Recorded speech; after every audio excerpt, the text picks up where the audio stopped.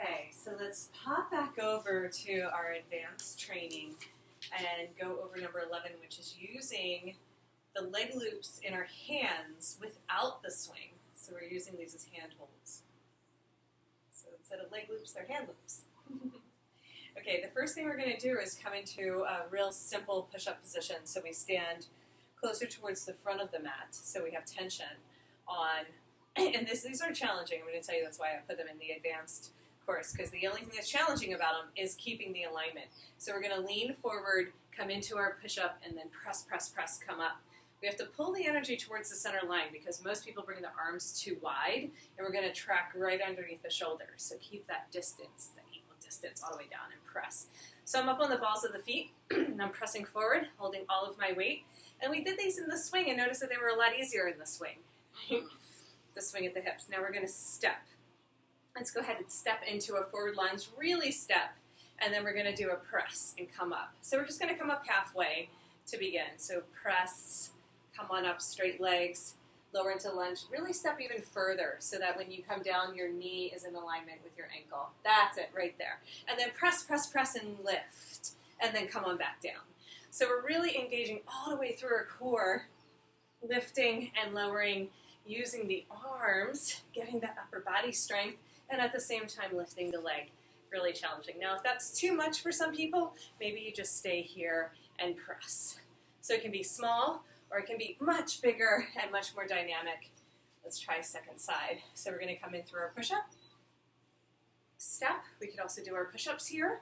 They're much easier with the leg forward. But then we're going to do straight arms and then press to straight legs. So come down using your arms the whole time.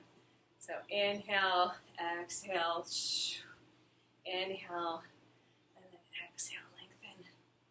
Inhale, and then exhale, lift, hold it, and then come on back down. And hold it, and come on back down. Hold it. Ah, challenging, and come on back down. Really great for strengthening the upper body. So now we're going to come back to about almost to the front of the mat. And then we're going to put the leg loops on the shoulders. Now this one's a little bit easier. We're going to bring our arms in front of us and march in place, but we're pressing our hips forward the whole time. Okay? So it's as you're trying to get away from the swing and pressing forward. Press, press, press, press. And so this is the easier version. So I like to clasp my hands so that I keep that strong center line. And now we're going to pick up the knee. Let's go ahead and we're walking to the front of the mat. We're going to pick up the right knee, bring our hands down over it, and then shoot it straight back. Pick up the knee, and then go into a warrior three. Variation. We're up on the toes, so that requires a whole lot more balance. Really engagement and strength through the center line of the body. Okay, we do about 10 of those, and then we're going to come back down.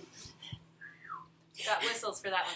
So pick up the left knee, shoot it straight back, warrior three. So we're pulling in, using the core, and then like a plank, straight body, in the horizontal plane. Pick it up, shoot it back, pulling in, and then fully extending. Beautiful. Okay, let's just march it out again for a second. And I'm going to come a little bit wider. I'm going to slide into the elbows, and I'm going to bring it into a wide straddle with the elbows. So, flexing, keeping the hands up by the shoulders instead of down by the waist makes a huge difference. And then from here, we're going to try some low peppermint patties, just leaning forward, stretch, stretch, stretch to the chest, and then exhale, pull back. Oh my goodness. Inhale, lean forward, stretch, stretch, stretch, strong arms, and then exhale, sink back. And then I'm just going to gently rock from side to side, still just hooking the elbows. My hips are in alignment with my ankles now that I'm not pressing forward into the peppermint patty. And then what we're going to do is we're going to practice playing with the leg loops in our hands. So just a little FYI, if this feels like too scary to lean forward, what we're going to do is take a moment to bring the leg loops up one. So just go ahead and bring those up one so you have a little bit more space to play. It's going to lead us into our clearance in the acrobatics as well. So we can always bring the leg loops up if you need. That makes it a little bit more challenging, but it also gives you a little bit more space so you don't feel so close to the ground. Yes, just up one. And now we're going to go from our elbows, from our wide straddle, into a wrist lock. Okay, so wrap the wrists, and then we're going to lean forward. And when we lean forward, we're going to come into the low, low, low peppermint patty, and then press back. Pull back, rock into the heels, inhale, press.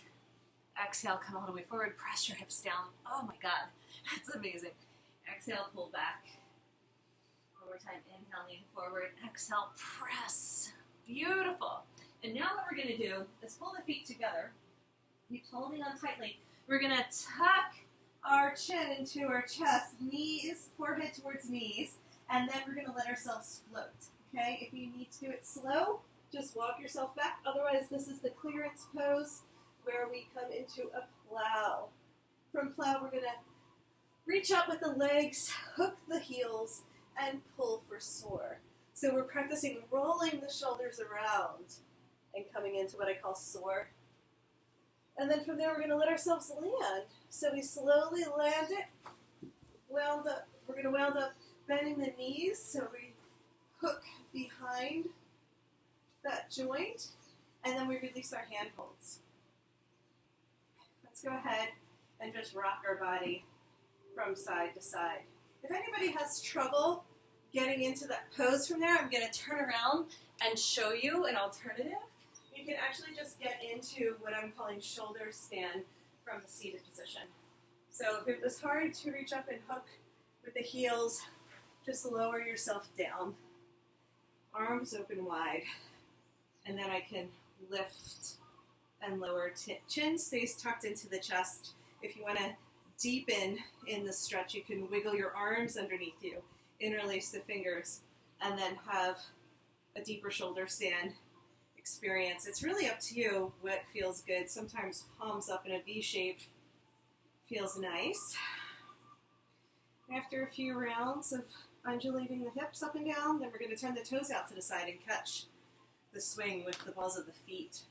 And at this point, we squeeze in towards the center line. Maybe our hips are still elevated and maybe they touch down, but wherever you are, you just let yourself rest. So 11 can lead into a nice Shavasana on the ground.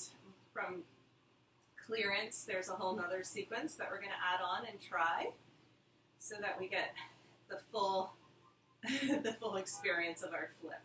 And it's a low flip, and we're going to flip low, and then we're going to learn how to do our flips in the air higher up after this. Okay, whenever we're ready to come out, we just slowly release, pointing the toes towards the sky.